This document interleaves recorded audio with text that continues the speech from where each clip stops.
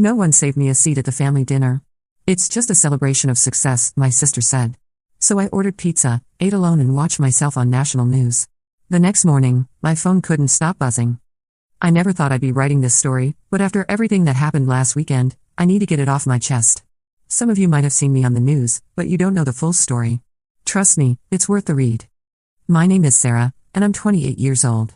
I work as a research scientist for a biotech company in San Diego.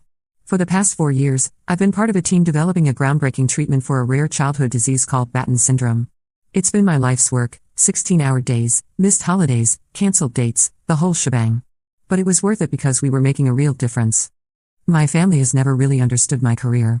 My parents, Linda and Robert, are both retired teachers who think anything more complex than a high school chemistry class is showing off.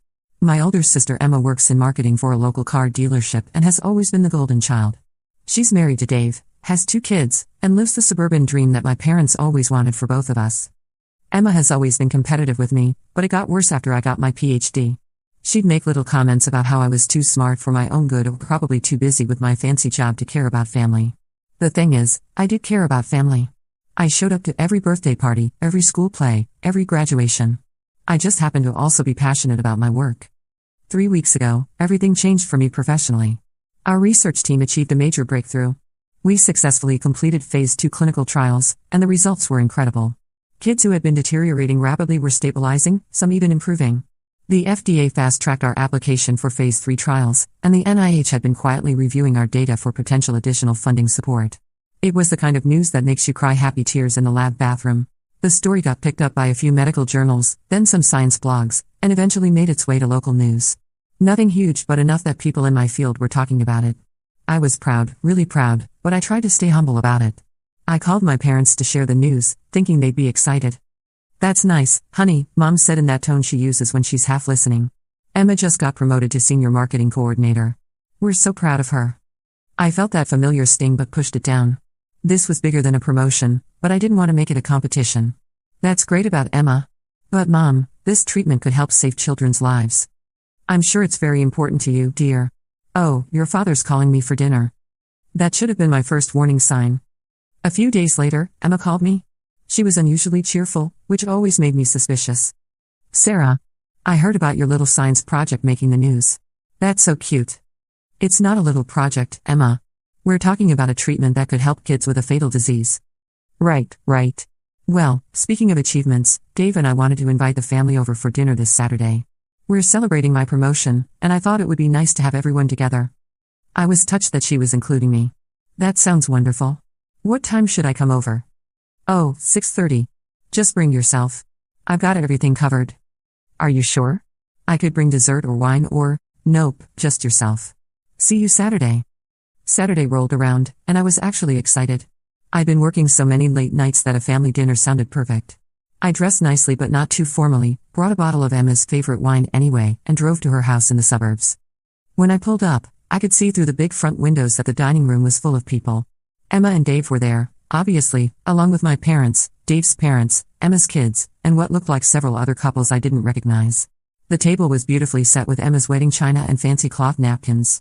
I knocked on the front door, and Dave answered with a big smile. "Sarah. Great to see you. Come on in." I walked into the dining room, wine bottle in hand, and immediately felt something was off. Everyone was already seated around the table. Every single chair was occupied. I stood there for a moment, looking around confused. Where should I sit?" Emma looked up from her spot at the head of the table, and I swear there was a flash of something in her eyes.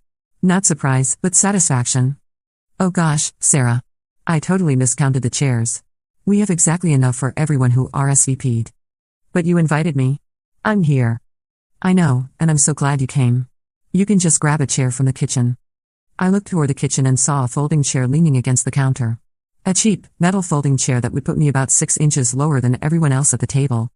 "Emma, you knew I was coming? You called and invited me yourself." She shrugged, that fake innocent expression she'd perfected in childhood. "I guess I forgot to count you when I was planning. It's not a big deal, right? It's just a chair." My parents were sitting to Emma's right, and they were both studiously avoiding eye contact with me. Dave's parents, who I'd met maybe 3 times, looked uncomfortable. The other couples, who I now realize were Emma's work friends, were trying to pretend they weren't witnessing this awkward family moment. Actually, I said, my voice surprisingly steady, I think I'll pass on dinner. Congratulations on your promotion, Emma. I set the wine bottle on the counter and headed for the door. Sarah, don't be dramatic, Emma called after me. It's just a celebration of success. Some of us have real achievements to celebrate. That stopped me cold. I turned around, and everyone at the table was staring now. Real achievements? I repeated. Well, you know. Things that actually matter to people. Not everyone can relate to your little lab experiments. The room was dead silent. Even Emma's kids had stopped chattering. I could have said a lot of things in that moment. I could have listed my degrees, my publications, the fact that the little lab experiments might save children's lives. I could have pointed out that I'd never once made her feel small about her work, even when she was struggling to sell cars during the recession. I could have asked my parents why they were sitting there saying nothing while their daughter humiliated their other daughter. Instead, I just said, enjoy your dinner. I drove home in a weird state of shock. It wasn't just that Emma had been cruel, though she had been. It was that my parents had sat there and watched it happen. They had watched their daughter deliberately exclude their other daughter, and they had said nothing. When I got to my apartment, I was too wound up to be hungry, but I ordered a pizza anyway. Comfort food seemed appropriate. While I waited for delivery, I poured myself a glass of wine and tried to process what had just happened. That's when my phone rang. It was my friend and colleague, Dr. Marcus Chen, who had been the lead researcher on our project. Sarah, are you watching Channel 7 News? No, why? Turn it on. Now. I grabbed the remote and flipped to Channel 7. The weekend anchor was mid-sentence. Local research team's groundbreaking work on Batten syndrome treatment has caught the attention of the National Institutes of Health. And then my face filled the screen. It was footage from a press conference our company had held the week before. I was standing at a podium, explaining our research results to a room full of reporters and medical professionals. The implications of this breakthrough cannot be overstated, my voice was saying from the TV. For families dealing with Batten syndrome, this represents hope where there previously was none. The anchor came back on screen. Dr. Sarah Mitchell, a San Diego native, has been leading the research team that developed this promising treatment. In a press release issued Friday afternoon, the NIH announced that they're providing substantial additional funding to accelerate the final phase of clinical trials. I nearly dropped my wine glass. NIH funding? This was huge. This was bigger than huge. My phone was ringing again. Marcus. Did you know about the NIH announcement? He asked. No. When did this happen? Apparently, they've been reviewing our Phase 2 data for weeks. The announcement went out in a press release Friday afternoon, but the news stations just picked it up tonight. Sarah, this is incredible. Do you know what this means? I did know what it meant. NIH funding would accelerate our timeline by at least 18 months. It meant national attention for our research. It meant that kids with Batten syndrome would have access to treatment sooner than we'd ever dreamed possible. I can't believe this is happening, I said. Believe it. Oh, and Sarah? I just got off the phone with a CNN producer. They want to interview you Monday morning. Something about young scientists making breakthrough discoveries. After I hung up with Marcus, I sat on my couch with my pizza and watched myself on the news 2 more times. The story was spreading. Channel 7 was rerunning the segment, and I could see notifications popping up on my phone from Twitter and LinkedIn. I thought about Emma's words, real achievements and things that actually matter to people. The irony was so perfect it almost hurt. As I scrolled through my phone, I started seeing the story picked up by other local stations. Channel 3 had done their own segment, interviewing Dr. Patricia Williams, a pediatric neurologist at Children's Hospital who specialized in Batten syndrome. She was practically glowing as she talked about our research. What Dr. Mitchell and her team have accomplished represents a paradigm shift in how we approach rare pediatric diseases, she said to the camera. For families dealing with Batten syndrome, this isn't just medical news, it's a miracle. A miracle. I set down my pizza slice and really let that sink in. While I was sitting in Emma's kitchen looking at a folding chair, families across the country were learning that their children might have a chance at life. My laptop was still open on the coffee table, so I decided to check my work email. Big mistake. My inbox was flooded. Colleagues from around the world, researchers I'd only read about in journals, patient advocacy groups, and, this made my breath catch, families. The first email was from a mother in Portland named Jennifer. Dr. Mitchell, I don't know if you'll read this, but I had to try. My son David was diagnosed with Batten syndrome when he was 6. He's 9 now, and we've been told to prepare for the worst. But I just saw you on the news, and for the first time in 3 years, I'm allowing myself to hope. Thank you for dedicating your life to saving children like my David. You are a hero. I was crying again. Hero. This woman called me a hero, and 3 hours ago my own sister had made me feel like an inconvenience. The next email was from a grandfather in Texas. My granddaughter Lucy has Batten syndrome. She just turned 7. When your story came on the news tonight, my daughter called me crying, but for the first time, they were happy tears. We've been watching Lucy slip away from us, but maybe now she has a chance. God bless you and your work. Email after email, all variations of the same theme. Families who had been living in the shadow of their children's terminal diagnoses, suddenly seeing light. I read them all, crying into my pizza. There was one from a teenage girl named Ashley who had juvenile Batten syndrome. Dr. Mitchell, I'm 16 and I have juvenile Batten syndrome. Most people with my type don't live past their early 20s. I was trying to decide if I should even bother applying to colleges, but after seeing your interview, I'm filling out my applications tonight. Thank you for giving me a reason to plan for a future. That one broke me completely. I sat there sobbing on my couch, pizza forgotten, overwhelmed by the weight of what we'd accomplished and what it meant to real people. Around 10 p.m., my phone buzzed with a text from my college roommate, Jessica, who lived in Chicago. Sarah. Just saw you on the news. You're famous. So proud of you. Then another from my graduate school advisor, Dr. Reynolds. Sarah, just watched your interview. Extraordinary work. You should be very proud. My high school chemistry teacher, Mr. Patterson, had somehow found my number. Sarah Mitchell, I always knew you'd change the world. Congratulations on this incredible breakthrough. The messages kept coming. Friends, former classmates, professors, even my landlord who had apparently seen the story and connected it to his tenant. My phone was buzzing constantly. But still nothing from my family. I tried to tell myself they probably hadn't seen it yet. It was Saturday night, maybe they were busy. Maybe they didn't watch the news.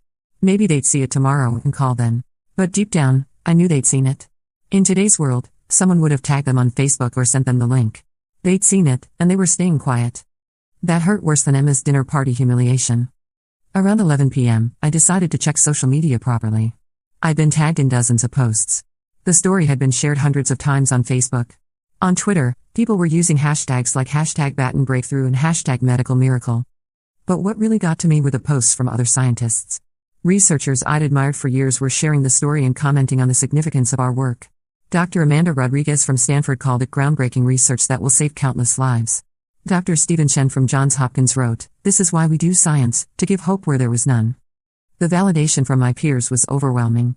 These were people who understood the long hours, the failed experiments, the grants that didn't come through, the pressure to publish or perish. They knew what it took to achieve something like this, and they were celebrating with me. I scrolled through the comments on the news station's Facebook post.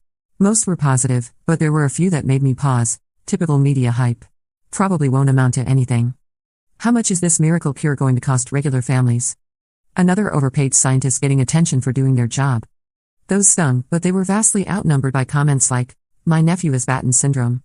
This gives our family so much hope. Thank you, Dr. Mitchell, for your dedication to helping children. This is what real heroes look like."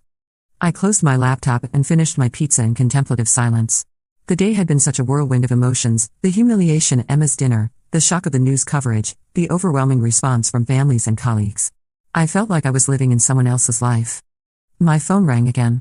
This time it was Dr. Sarah Kim, a researcher at the University of Washington who'd been working on a different approach to treating Batten syndrome. "Sarah, I had to call. What you've accomplished is incredible. Our approaches are complementary. Have you considered the possibility of combination therapy?" We talked for an hour about the potential for combining our research approaches. She was brilliant, and the conversation left me even more excited about the future of our work. After we hung up, I realized something had shifted. Earlier in the evening, I'd been focused on my family's rejection and my own hurt feelings. But talking to Dr. Kim, reading the emails from families, seeing the response from the scientific community, it reminded me why I'd chosen this career in the first place. It wasn't for recognition or awards or even to prove anything to my family. It was for Ashley, who was filling out college applications despite her diagnosis. It was for David and Lucy and all the other children whose families were allowing themselves to hope for the first time in years. That realization didn't make Emma's cruelty hurt less, but it put it in perspective. My worth as a person and as a scientist wasn't determined by whether my family understood or appreciated my work. It was determined by the impact I could have on the world. I didn't call my family that night. I figured they'd reach out when they saw the news. My pizza was excellent, by the way. Sometimes the best meals are the ones you eat alone. Sunday morning came early. I was up at 5 a.m. for the CNN interview, which was being conducted via video call from a local studio. The producer had briefed me on the questions Friday afternoon, but I was still nervous. National television was a big step up from local news. The interview went well. The anchor, Maria Santos, was genuinely interested in the research and asked thoughtful questions about the implications for children with rare diseases. She also asked about my background and what had inspired me to go into research. My parents are both teachers, I found myself saying. They taught me that the most important work is the work that helps other people learn and grow. I just took that lesson into the lab. It felt good to honor them, even after everything that had happened the night before.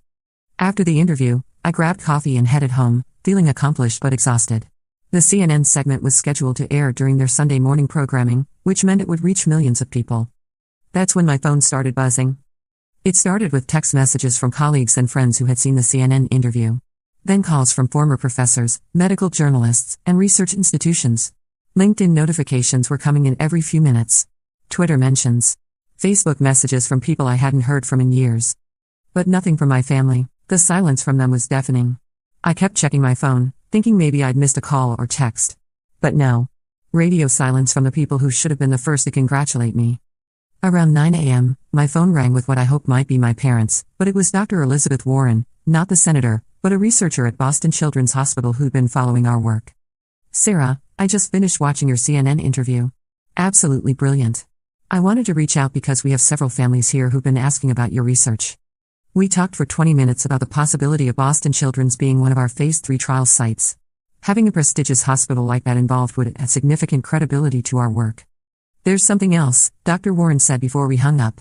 "I've been asked to put together a panel on rare disease research for the American Medical Association's annual conference. Would you consider being our keynote speaker?" The AMA conference. I dreamed of speaking there someday, but I'd imagined it would be years in the future. Yes, absolutely. Wonderful. The conference is in Chicago in October. We'll cover all your expenses, of course, plus an honorarium. After I hung up, I sat there staring at my phone. 3 months ago, I was just another researcher toiling away in relative obscurity. Now I was being asked to give keynote addresses at major medical conferences. My phone rang again. This time it was a number I didn't recognize with a Washington, D.C. area code. "Dr. Mitchell? This is David Chen from Senator Martinez's office. The senator chairs the Subcommittee on Health Research Funding, and she'd like to invite you to testify before Congress about the importance of rare disease research." I nearly dropped the phone. "Testify before Congress?" "Yes, ma'am. The hearing is scheduled for next month. We believe your work represents exactly the kind of breakthrough that demonstrates why federal research funding is so crucial." Yes, I'd be honored." "Excellent. My colleague will follow up with details about the testimony and travel arrangements." Congress. I was going to testify before Congress. I was starting to wonder if they'd seen any of the coverage when my phone rang with a call from an unknown number. "Dr. Mitchell? This is Janet Rodriguez from the Today Show. We'd love to have you on tomorrow morning to discuss your research." The Today Show. I sat down hard on my couch. Yes, I think that would be possible." "Wonderful. We'll have a producer reach out with details." 3 more interview requests came in over the next hour. Good Morning America. A science podcast with over 1 million subscribers. A documentary filmmaker who wanted to feature our research in a film about medical breakthroughs. But what really overwhelmed me were the personal messages that kept coming in. My email inbox was flooded with messages from families, other researchers, medical professionals, and even some celebrities who had family members with rare diseases. One email particularly moved me. It was from a nurse named Patricia who worked in a pediatric ICU. "Dr. Mitchell, I've been a pediatric nurse for 25 years. I've held too many children as they took their last breaths from diseases we couldn't treat. When I saw your interview this morning, I cried tears of joy thinking about all the children I might get to see go home healthy instead.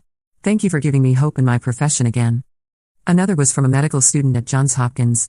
"Dr. Mitchell, I'm a third-year medical student, and I've been struggling with whether to go into research or clinical practice. Your work has inspired me to pursue a combined MD/PhD path. You've shown me that research isn't just about publications, it's about changing lives." Around noon, I got a call that made me sit up straight.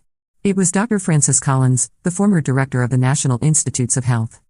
"Dr. Mitchell, I hope you don't mind me calling directly. I wanted to personally congratulate you on this breakthrough. Dr. Collins, this is such an honor. I've followed your work for years. Well, now I'm following yours. I wanted you to know that your research is exactly the kind of work the NIH is committed to supporting. Have you given any thought to our various research funding opportunities? There are several programs that might be perfect for expanding your work." We discussed potential funding pathways for about 20 minutes. Having someone of Dr. Collins' stature take a personal interest in my research was surreal. "Thank you so much for reaching out, Dr. Collins. This means more than you know." My quiet little research project was becoming a media phenomenon. Around noon, my phone rang with a call I'd been expecting. Mom. Sarah, honey, we just saw you on the television.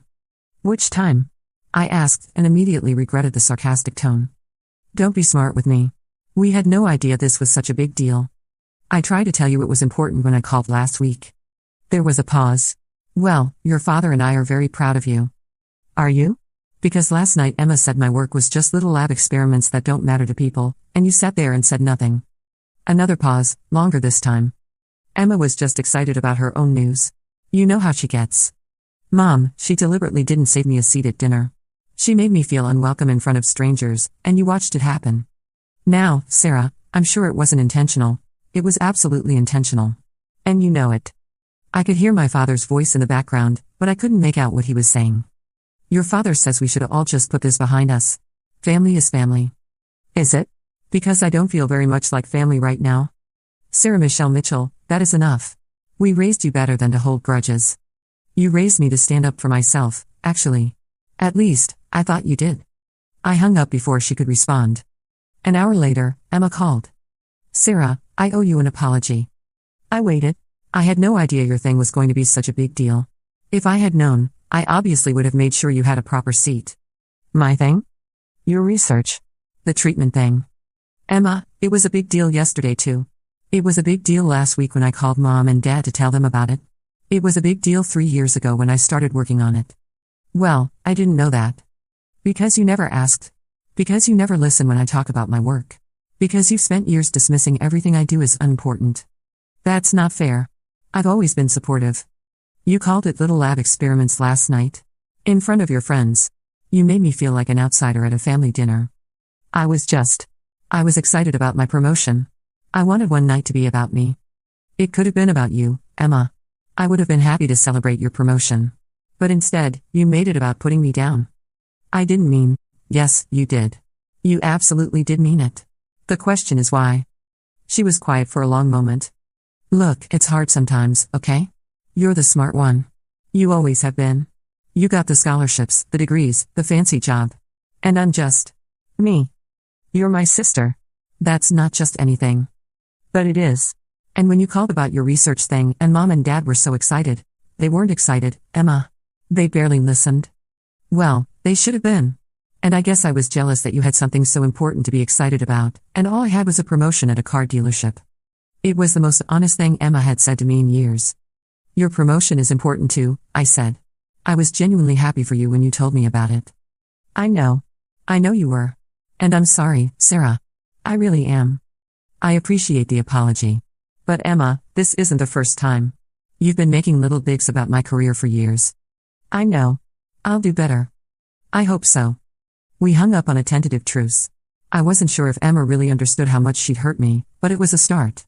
Monday morning came with another wave of media attention. The Today Show interview went live, and within an hour, my phone was ringing off the hook.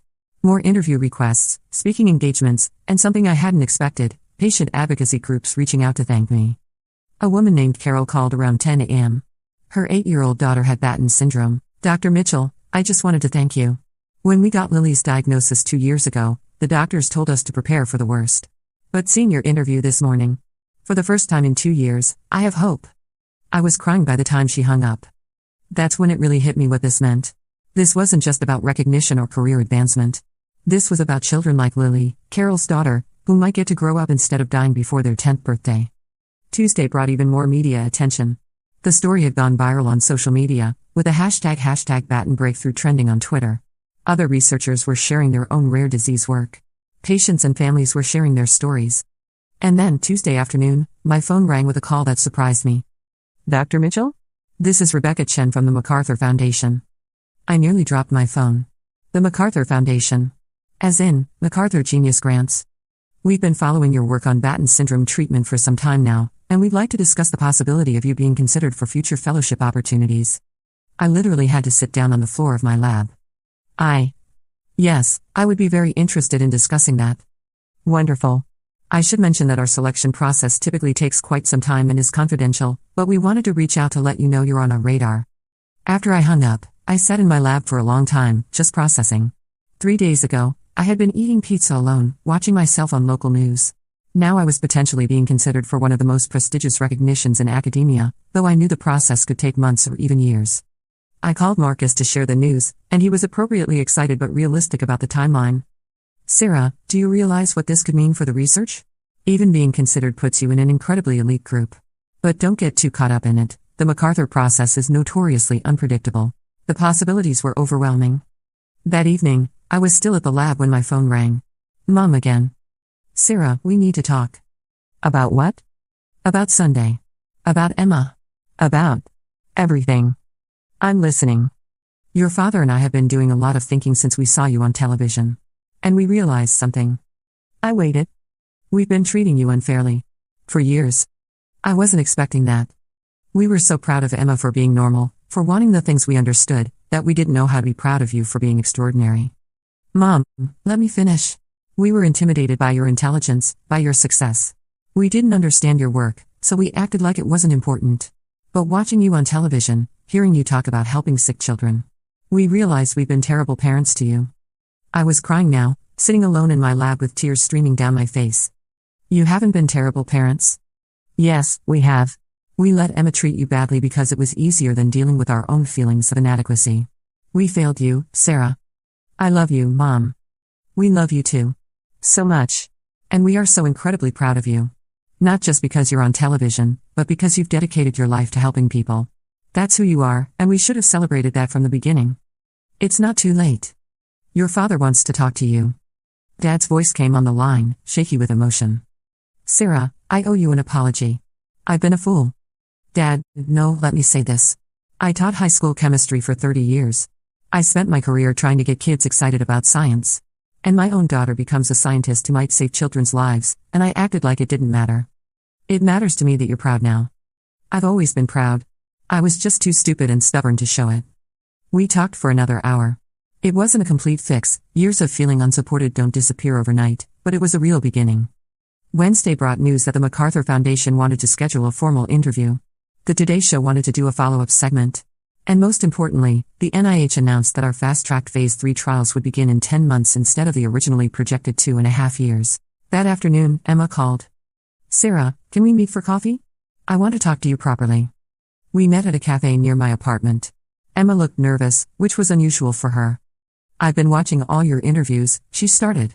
Reading the articles about your research. And I finally understand what you do. Like, really understand it. She pulled out her phone and showed me a video. It was a news segment featuring a family with a child who had Batten syndrome.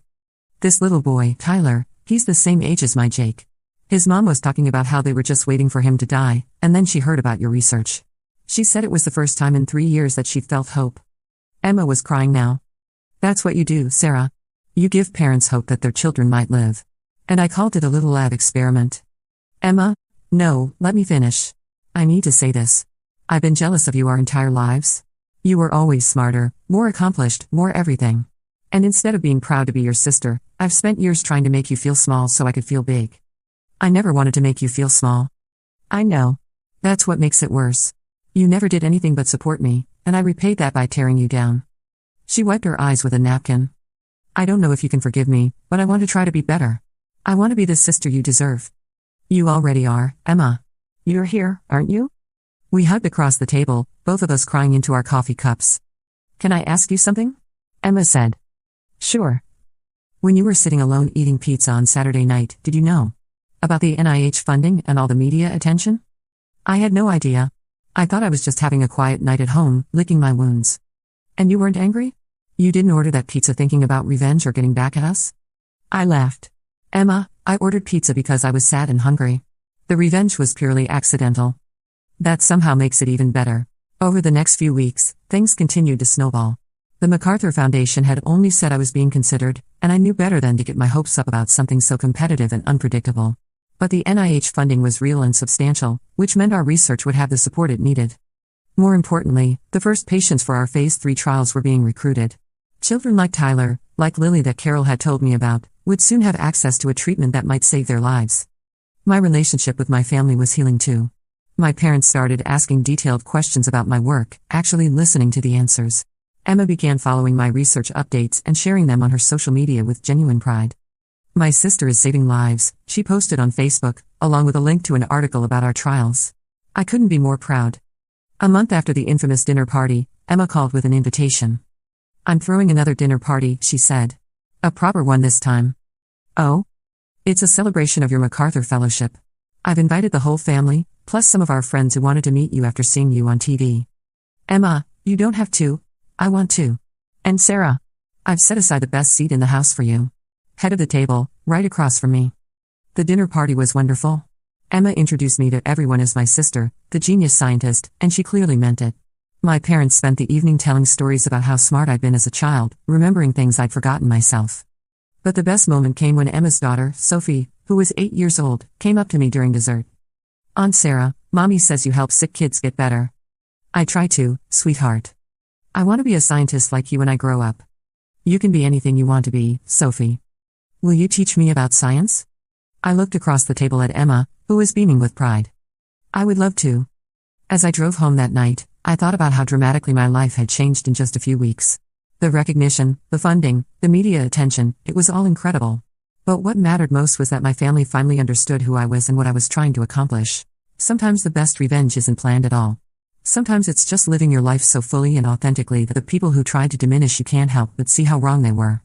I never did finish that pizza from the night of Emma's first dinner party. But I have a feeling it was the most important meal I never ate. Because while I was sitting alone in my apartment, thinking my work didn't matter to anyone, children and families around the world were about to get news that would change their lives forever. And that's worth more than any seat at any table. The phone calls and interview requests have finally slowed down, but the real work is just beginning. Phase 3 trials start in 3 months. If all goes well, we could have an FDA-approved treatment within 2 years. There are still challenges ahead. Research is unpredictable, and there are no guarantees in medicine. But for the first time in years, I feel like my family is truly behind me, understanding not just what I do, but why it matters. Emma sent me a text yesterday, saw another article about the trials starting soon. So proud to be your sister. I replied, so proud to be yours too. And I meant it. Because at the end of the day, we're family. Even when we fail each other, even when we hurt each other, we're still family. The difference now is that we're choosing to do better. That's the real victory, I think. Not the media attention or the awards or even the breakthrough research. The victory is in choosing to see each other clearly, to support each other genuinely, and to celebrate each other's successes without reservation. It took a national news story for my family to see me, really see me. But now that they do, I don't think they'll look away again. And the next time someone asks me about my little lab experiments, I'll just smile and tell them about Tyler and Emma, and all the other children who might get to grow up because of the work we do in those labs. That's what real achievement looks like. Not a seat at the table, but the knowledge that you've used your gifts to make the world a little bit better.